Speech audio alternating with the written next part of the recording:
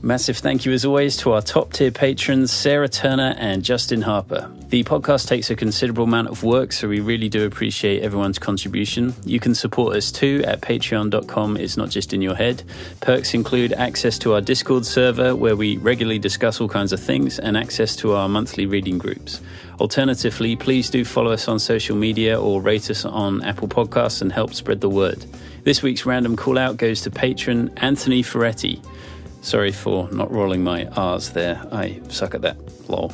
Today, psychotherapist Harriet Fraud opens with a 10-minute presentation regarding the problems with the DSM and the concept of disease and diagnosis. For long-time listeners who might have heard some of these arguments before, well, it starts getting juicy when substance abuse counsellor Ikoi Hiro offers a series of rebuttals and alternative viewpoints. It's an interesting discussion from two different perspectives, and if you have any thoughts about this episode, feel free to email us on itsnotjustinyourhead@gmail.com. In the mental health field, too often, we've made it seem as if it's just in your head. Just in your head. The landlord can hijack the rent by 20%. That impacts people's mental health. We can't have a profit-driven mental health care system if we want our people to be connected and healthy. First, I want to talk about the disaster that is the American mental health, actually the American health system, but in particular, the American mental health system. There are 4 horsemen in the apocalypse of mental health care in the United States. They are doctors, particularly psychiatrists who dominate the field of diagnosis and of setting up diagnoses. There are conferences of psychiatrists, actually small groups of, quote, expert psychiatrists who do this, designating diagnoses for the Diagnostic Statistical Manual. So it's doctors, particularly psychiatrists, the huge psychopharma industry, which is the most profitable of all the pharmaceutical industries, all the aspects of that enormous industry in the United States. Psychopharma is the most profitable. Also, insurance companies who play their part because they too depend on the Diagnostic Statistical Manual. And finally, hospitals, doctors, psychiatrists, and sometimes others, but mainly psychiatrists, sign their patients into hospitals on the basis of the Diagnostic Statistical Manual's designations. Now, it is important, just as backdrop information, to know that the medical model of the Diagnostic Statistical Manual is completely false. There is no evidence, no matter how hard you look, that there are brain diseases that can be isolated, seen, and cured that correspond to the Diagnostic Statistical Manual's designations. There is no brain disease theory that's been proved. It's just like if you give someone an aspirin and they lose their headache, that doesn't really prove that they had a brain disease and that's why they had a headache. Actually, aspirins work, which most psychopharmaceuticals don't. In 75% of the cases, the antidepressants don't work. But if they did, that still wouldn't tell you anything about a brain disease. That's a medicalization that is false. So doctors see patients who are unhappy, who have a whole gamut of human misery, and they medicalize people's suffering as biochemical imbalances or disease. And I should say here that really there's biochemical components to every experience we have. So the fact that there's some biochemical issue coming up has nothing to do with brain disease. It has to do with life and strain, because the biochemical entity that is the human being changes with fluctuations of mood and circumstance. So the doctors then medicalize people's suffering as a brain disease, and they apply that suffering to ever multiplying with every iteration, more and more diagnoses for that brain disease. Then, once a diagnosis is made, the enormous psychopharmacological machine dispenses pills. Now, the most widely used pills are antidepressants, which are proven to be ineffective 75% of the time.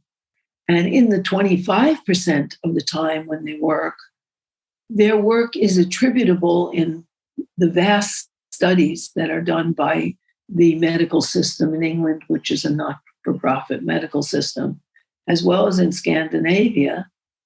The vast amounts of improvement come from what they call the placebo effect or the Hawthorne effect, where you have a pill, particularly if it has side effects, you can say, wow, it's kicking in. This is really important. I'm getting better. But then after a while, usually that effect wears off. And the side effects usually enhance the placebo effect. This must be working and making me happier because I'm also a little bit sick. Then the insurance companies get the bill for the medications and for the psychiatrists and doctors. And they too depend on the diagnostic statistical manual with its brain disease assumptions and pay for the pills or the hospital stays or the psychiatric visits. And most psychiatrists now are really psychopharmacologists. Insurance companies used to pay, insurance companies pay them about a quarter to a third of what they would make in private practice. And so what they do is they spend about a quarter of the time, 15 minutes, with each patient just going over their medications and thinking of tweaking their medications if they're not working, which is really quite different from sitting with somebody, finding out what their misery is, how they got there, and figuring out a way back. And I think it's very indicative at the last meeting for the Diagnostic Statistical Manual 5, the very prestigious psychiatrists who met to decide what diagnoses to eliminate or to add, and added quite a few. One of them that they suggested, one of the psychiatrists said, no, that can't be included. I have that. So they all said, oh, okay, we won't include that. This is the scientific method that went into that very, very powerful diagnostic statistical manual. And I think when people are assigned the labels in that manual, and when they imagine they have a brain disease, they automatically stigmatize themselves and think they won't get over it. You have to keep taking those pills for life, that they'll never get over it. Whereas if you go into any number of other therapies, you think, I'll work this through. I'll end up with the tools to get out of this myself because I have the capacity with some help. So all that's really, really helped in this model is capitalist systems of profit.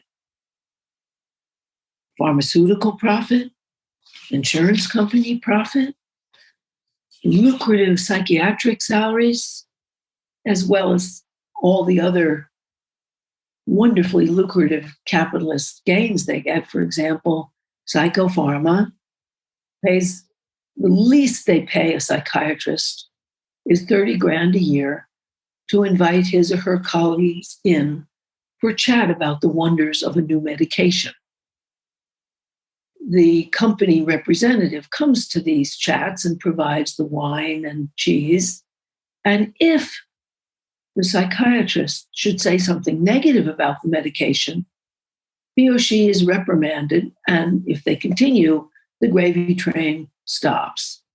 Of course, those payments, that 30 grand is a minimum. Close to the top is what they paid Dr. Biederman, who was the head of the Child Psychiatry Association and a professor at Harvard, who got over $1 million a year, plus a research laboratory at Harvard, where he was a professor, and where he got $3.9 million for a boost to his laboratory.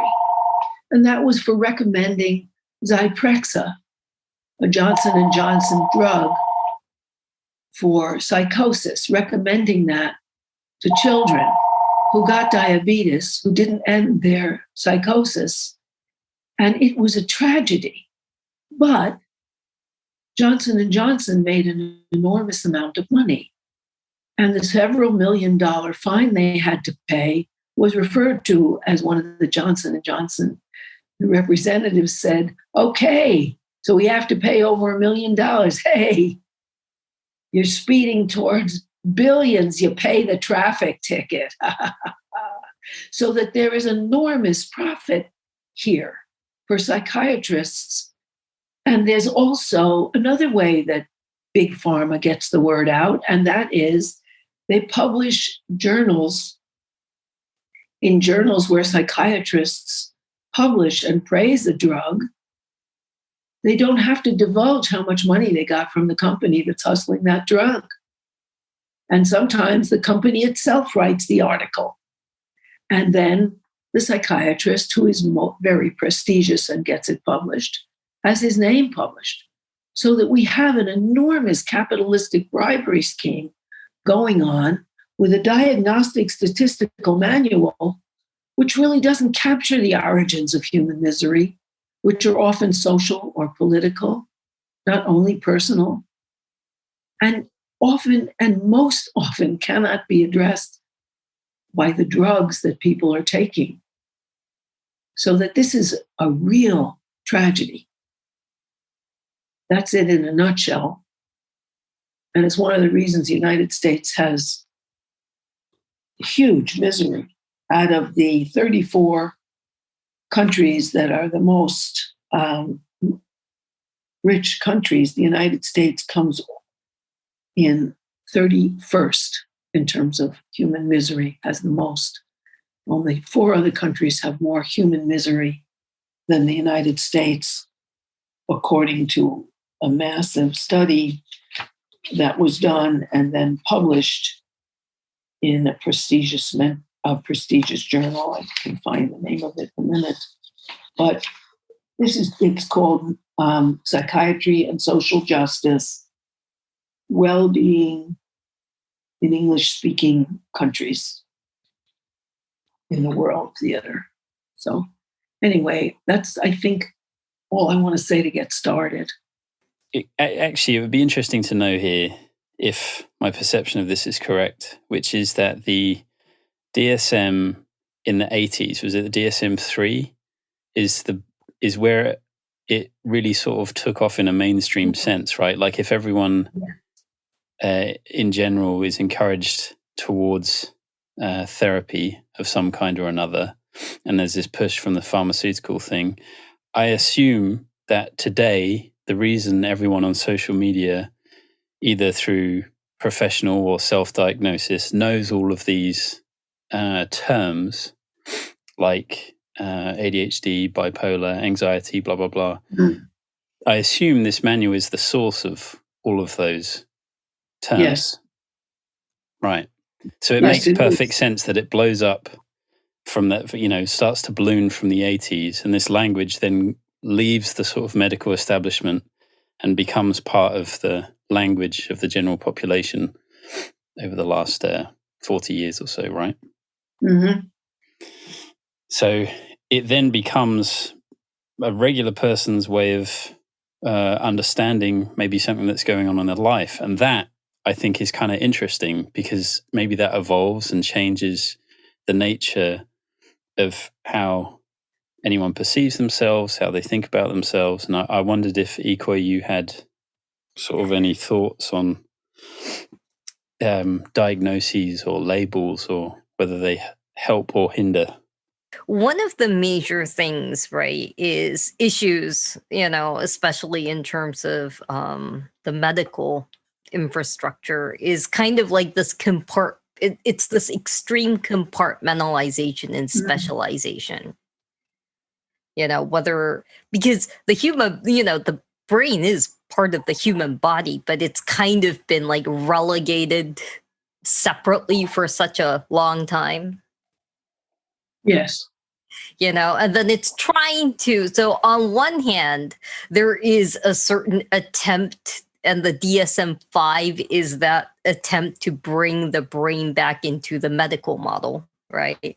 And that's why they've abandoned the Greek numerals and are starting to use the Arabic numerals in correspondence with that. That's one of the little numerical changes that are happening to the manual. What does that actually mean? Because the medical manuals use the Arabic numbers. Oh, okay. So it's sort of an in language. Right. So the way that it's being brought back to the medical model, still, is under this extremely compartmentalized model. Of medicine, because medicine in itself, there are benefits to a certain degree to the compartmentalization, but there are also, pretty major issues, when you over compartmentalize and when you over specialize, and so it's kind of being brought back, but it's brought back into that, system that is very oftentimes, as a patient, that can be very incoherent. It is. And also human diagnoses of misery, sadness, anxiety are not the same as a virus or a germ. We are biosocial economic creatures, and we can't be pigeonholed. And this manual pigeonholes people.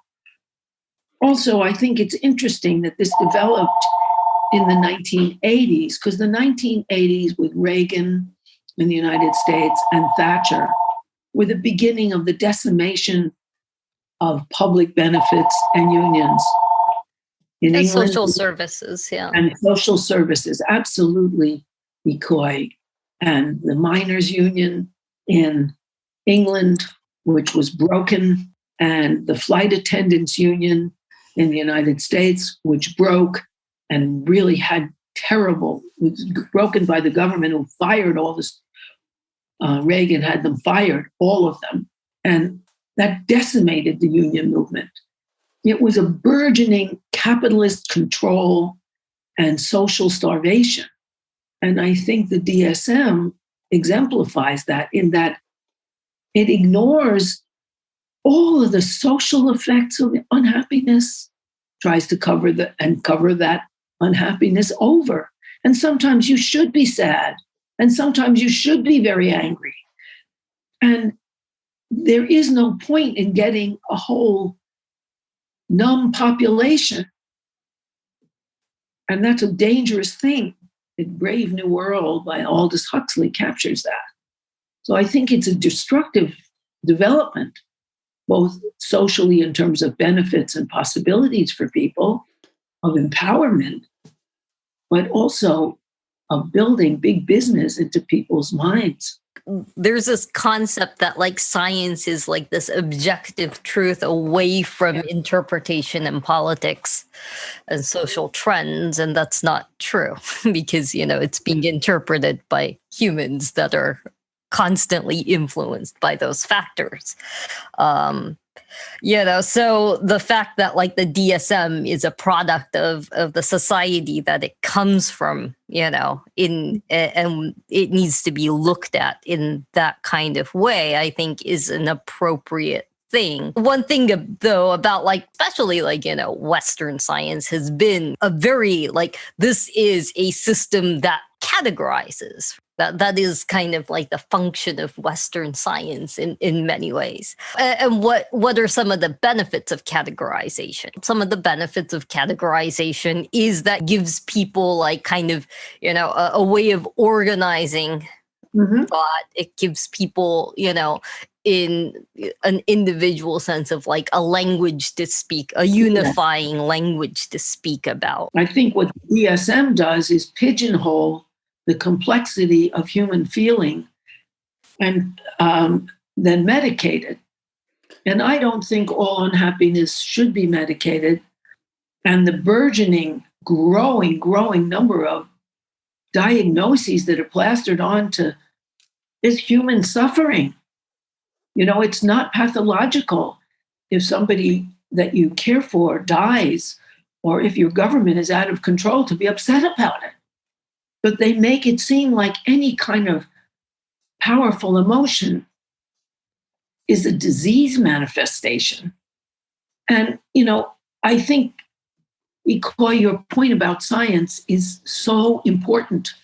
There's a book called Laboratory Life by Latour and Woolgar, and another one called The Rise of Scientific Revolutions, that shows that those scientific discoveries that got honored has much to do with who has the power, as much to do with who has the power in the lab than whether they're an advance or not, and who has a power in the society. And as our societies have gotten more interested in commodifying and capitalizing and making money for the top, people's mental health has suffered. And I think often the Diagnostic Statistical Manual aids in that suffering rather than ameliorating it. I've been in practice for 47 years. I never medicated anyone. And everyone who stayed with me for a bit has gotten what they wanted. Of course, I'm not dealing with the homeless insane or anything, but they're people who are troubled. And nobody's had to have medications. You change your mind. People can change our minds. Our minds are so plastic and our brains are so plastic. We can change them. Right. Well, and I think those also kind of point to access issues. Yes, they do. A lot of people do not have the ability to access. I, as somebody that worked in, the mental health infrastructure, I don't have the ability to like access therapists if I needed to. That's such an important point. So it's one of those things where like the one thing, that I do see in a lot of my friends is that if they have, sometimes people have to do the best they can with the access that they have. That's right. And so in that regard, even if you don't necessarily have like a working class job, a career type job is often, unfortunately, not something you can take time off of, That's without true. often derailing your career. This is a capitalist healthcare system. Everyone should have access to mental health care. It shouldn't be a luxury item. And it is. And even if you're insured, you still have copays. And I used to take insurance. Now I have a sliding scale instead, because if you take insurance as a therapist, you have to justify why you're not medicating them, because that's much cheaper for the insurance company. And you also have to constantly give reports that are intrusive. You end up doing a lot of paperwork that makes, doing the actual therapy less satisfying. Right. Absolutely. And also you are dictated, by the, you have to I hear of, therapists sometimes talking about like having to give a false diagnosis because the treatment that is most appropriate isn't approved by the insurance company. Exactly. For, the diagnosis. So there are a lot of issues, our healthcare infrastructure is absolutely rife with issues. On the other hand, like I have a lot of friends who credit medication to seriously improving their life, so, and I would never in my life tell anybody to stop medicating or tell them that it's unnecessary, because ultimately they have to live their life. They have to go to work. They have obligations that need doing, and if these medications are currently helping, I have no objections. I think in general, medication education is important, but that's not just for mental health. It should be something taught in schools. Like, how do you care for your own body? Mind as well. Also, absolutely. Emotional health. And, again, like, it's really kind of bizarre to me, often when I think about it, that like mental health and physical health is like so separated. I remember a friend of mine whose father had a psychotic episode. So like his first trip to the hospital ended up in the emergency room. And that was where he found out he was diabetic. So his psychotic episode was brought on by his, unmanaged and unknown diabetes, and vice versa. I know people that have had like these unceasing constant stomach aches, and then they took anxiety medication and it improved, right? Yes. But I also know that in my long practice, when I have clients who are on medication and they get to trust me, what we start to do is slowly reduce the dose and see how they feel for a week or so. And only very, very slowly titrate themselves off the medications, which are no longer necessary. But once you're taking a medication, it has more of a placebo effect, getting you to believe it's a magic feather that will let you fly, than it actually has a brain, it does alter your brain, but actually has a helpful, ongoing aid to people's lives. I have found them to be basically unnecessary, even for schizophrenics or people labeled schizophrenic, another big garbage label for symptoms they don't understand. And I think they're looking the wrong way when they look for biochemical imbalances rather than, what have you gone through? How did you get here? And find your way back. It's sad. And of course, as McCoy so smartly says, access is not there. Well, it isn't, because in America, the capitalist system rules. And even people who have insurance usually get inferior care because practitioners who are very popular and older and experienced don't want to bother, because insurance is a harassment and also exposes the client to intrusive questioning. And you have to slap a very bad label on that client to get the client covered. So you have a further stratification, a class stratification in mental health care if you're able to get it, because those who need to use insurance often have so much less choice. Right. Because experienced, successful therapists don't want to bother with it. It's a harassment. I'm interested in how this, or the labels, the diagnoses have bled out into culture, and how people can be shaped, or part of their identity or all of their identity can be shaped by these diagnoses. And I have no idea whether that's good or bad, but it's certainly something I have witnessed. And I'm just wondering what effects you have seen of either clients or sort of in culture in general when people sort of embody the diagnosis. Well, I think one effect was reinforced in studies that they gave, where they asked people to give a shock to other people when they made a mistake on something. And they identified some people as having a brain disease and a diagnosis and others not. And people were more afraid of and more cruel to people they thought had brain diseases. The other thing is, if, I had a client who just personifies this. She said, I have a new guy I really like. Should I tell him I have bipolar? When I tell men that, they just avoid me. And after a while, she didn't have a disease. She's getting over those extremes. She was with someone who tortured her. And when she said she was lonely, said, well, I'm going to leave you, and tortured her. Jesus. And, but once you slap that label on you, you feel that you're diseased. And I think it takes away some people's pride as well as their empowerment in changing this. So I've seen really negative effects of this. I don't know.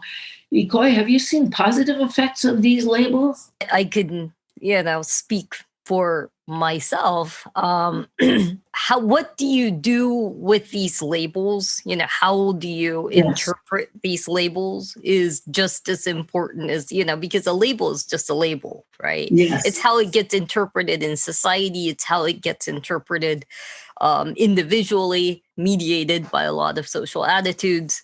Yeah. So in terms of I've never been and we come to the question of formal diagnosis, right? Formal diagnosis being extraordinarily one of the aspects that is really unfortunate is because of our capitalist system. For example, certain diagnoses do make it very difficult, say, for people to go into certain lines of work. Potentially, it can make it difficult to acquire life insurance, right? Which can be very important for a lot of people if they want to provide for their family in times of, some undue passing, right? So, those concerns being, a part of my concern, I've never been formally diagnosed, but I have had people in the psychiatric community tell me, if you were my client, I would definitely diagnose you as having ADHD. Right. But I have also seen that people who want to run for office are smeared if they have a diagnosis in their history. So that whole public participation is hampered, and you are disqualified on the basis of the diagnoses you're given if you bother going through insurance. Right. So that is one negative aspect of diagnoses. But, in terms of just my research into, ADHD and whatnot, did help me understand somewhat certain aspects of my behavior. And it gave me some references in terms of what do I do about making behavioral changes for myself? Yes, I think that's great. If you could do that, particularly when they didn't slap a label on you that could hurt you. But I also know that when I used to be a special teacher for kids who had trouble in their classrooms, which I did at Head Start and then also in public school, people who were labeled with ADHD and were given Ritalin, which, by the way, was proven to be a conspiracy between the pharmaceutical people and psychiatrists. If those kids were taught in a physical way, because these were 6-year-olds that I worked with, and so I worked with them learning the alphabet through, dipping their hands in cold water and making huge shapes and getting the rhythm of the shape and getting the sound and doing dances with the sound. So if it was B, they go b, b, b, b, and dance around, that they got it. They just needed more movement. And in the passive school system, they shouldn't have to sit there all day. A 6-year-old should be able to jump around and learn while jumping and act out things. We learn to read through telling our stories and acting them out and acting out our dreams and making little books. So the kids really got excited about what literature was, and they were all physically active. And so that no one was taking drugs. These are real capitalist perversions. And actually, there are articles showing how Ritalin was engineered by the drug company along with psychiatrists to get active, engaged, and spirited children calm so they could go to school and sit there, which they shouldn't have to. Does the stuff that you've read, Ecoy, about ADHD, does it reveal things about your behavior or ways that that was helpful or instructive, or did it just sort of allow you to sort of accept yourself or your behavior? Sort of what I'm getting at is just the idea that I think the diagnosis helps people sometimes. It makes them feel like, oh, I'm not crazy or weird or whatever. Like, even it makes people feel human, even though there is this sort of political history to it all. It's like it gives someone space to be understood in some kind of way, and I'm sort of wondering how that sort of worked for you. I think it's both. In terms of being able to be more patient with myself. Uh-huh. And on the other hand, it gave me a jumping point to looking into my own behavior and looking at behavior changes that, I needed to make, that, I'm still making, frankly. I'm probably maybe somewhat a little bit more fortunate in a sense that I don't easily feel stigmatized by things. Mm-hmm. Good. And that's also, that is a skill, right? That is a skill that you can teach to a certain degree. And it's also just like a lot of times how you talk about the condition to other people. Because a lot of times, again, diagnosis can be, it's very possible. I know lots of people who've gotten different diagnoses by different providers. Right. And so in a certain sense, a lot of times I say also these diagnoses aren't necessarily permanent things, right? It's and also it just gives you an idea of, what's going on with you. Well, I think that's great. If they said, here's what might be going on with you, and rather than you have a brain disease, which nobody can ever locate anyway, but you have a brain disease, that's a very different idea. Something in your behavior you might want to watch and work on is different from a disease. You can call it, neurochemical imbalance. You can call it brain disease. There are different ways of framing it. Yeah, I mean, it's one of those things where, in such an inhumane and imperfect system, I think it's important that we expand options for people rather necessarily than restrict them. And I'm also not a psychiatrist. I don't, really feel qualified to make recommendations in terms of medication for people. Now, because again, if you don't have, because also insurance paid therapy is often not enough. There is a specific limit a lot of times to how often and how long you can go. Potentially how long it will be paid for. Right. And so that's, again, the capitalist system here. Right. So considering all those restrictions, I understand why for some people medication may be, what that is, the one option that they have that has worked for them. That I understand that too, but I also think it's a tragedy that they don't have other options, and that option, the medications work less well over time as they accumulate in the body. A lot of medications do develop tolerance. That's not just SSRIs and mental health medication, but a lot of medication in general. Tolerance is a thing.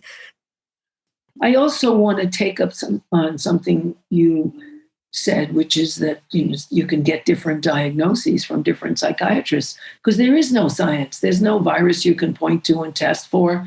There's no chemical thing that you can verify. It's all mythology. And I think it's a destructive myth, particularly the biochemical idea that you're unbalanced biochemically when, of course, you are. Every behavior has biochemical components. And Daniel Siegel, who's probably among the foremost, if not the foremost brain scientist in the United States, wrote the introduction to Louis Cossolino's book, he's another huge big shot, on the neuroscience of psychotherapy, which shows how people's brain chemistry changes with psychotherapy, which of course it does. It changes with everything. And so I think that's pseudoscientific and fools people into thinking somehow they have a disease and an imbalance when they've been thinking in a very depressing way or going through experiences that are traumatic and that need to be processed. I guess the thing is, just from the layman's perspective, I think a lot of people aren't seeing this stuff as a disease. They're seeing it as a validation for their own life experiences. So it's not necessarily, I guess, possibly we have to talk about specific diagnosis stuff, but I get the impression that people feel sometimes positive about the diagnosis. Not like, oh, I have a disease, just like, oh, that explains everything. That now it makes sense, right? And right. I mean, that's what I mean about diagnoses kind of giving people a certain framework of like, oh, okay, this is what's going on. Well, I think that's great as long as people can think, okay, it's going on like you do, Ikoi. How can I change it? What kind of changes can I make? And can I get some help with those changes rather than better take a pill? I had a friend talk about getting therapy and how antidepressants actually helped her go to therapy because without it, she just wouldn't leave home. Well, sometimes if people are totally paralyzed, they absolutely need it. If you can't get out of bed and the medication, whether actually acting or not, gives you the illusion that it's getting you out of bed, it's very important to get out of bed and get some help. In that case, that's fine. But I don't think that's the way most people think of medication. And I don't think our field has that attitude about human misery, but rather than human misery needs to be elaborated and pacified with medication, which I think is a big mistake. Yeah, it's interesting. There was something you said earlier on about the idea of anyone running for office maybe is stigmatized. I wonder how much of that is shifting. And again, this is just from the perspective of seeing various things happen across culture where oftentimes I really don't know when it comes to people in positions of power, but certainly in that sort of entertainment, celebrity culture stuff, if someone reveals they have XYZ thing, more often than not, it's seen as like, hashtag you're so brave. And then it connects them with their audience or their fans more because they've been in some way vulnerable. Yes. So I wonder to which degree, that may change over time. Well, I think it depends on the diagnosis too, right. Because there are diagnoses that are way more stigmatized. Yes. And it also, oh, go ahead. It also depends on what avenue you're in. If you're in entertainment, people can think, wow, they really, overcame adversity. If you're in government, they think, unstable, get them out. And in certain corporate positions, it's the same way. So it also depends on where you're working. Absolutely. Absolutely. Yeah, it's interesting. Like, I don't want to sort of conflate this because they're not the same thing. But just a sort of personal example, I remember when I went to university, loads of people were getting tested for dyslexia because you'd get a free laptop. So I was like, oh, okay, I'll go get tested. And then it turned out I had dyslexia, right? And then that was awesome because I got a free laptop and that really helped with a lot of stuff. However, it did completely, it's not necessarily lift a weight off my shoulders, but again, it explains some things, right? From school. It's like, oh, okay. And there was a sense of sort of relief. And exactly what you said, Iko, it's sort of like you can give yourself a bit of slack. But there is another way of thinking about all of this, which is exactly what you said earlier on, Harriet, when you were teaching these kids who just needed to move. Why do we have an education system that says anyone with dyslexia is going to struggle, right?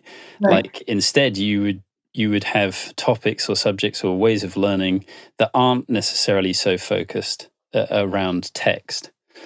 Yes. And that's a much bigger question. And it's only really whilst working on this podcast that I've thought about that. Now, dyslexia and how it works is probably entirely different from mental health related diagnoses. So I don't want to, I guess that's not my point. My point is just really sort of echoing some of the things that both of you have been discussing, just around the benefits of having a label, maybe.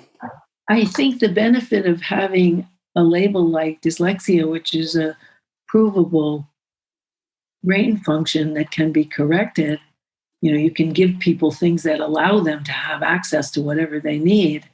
That's very different from a mythological assignation of human misery to various brain diseases. That's really different. Yeah. And so I totally support your experience and mine with those little kids who did need to jump around. And that was fine. And they did learn was that was a myth that there's something wrong with their brain.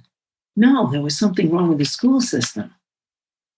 So that I think one of the things that's the most troubling is that you are creating a mythology, not a scientific anything.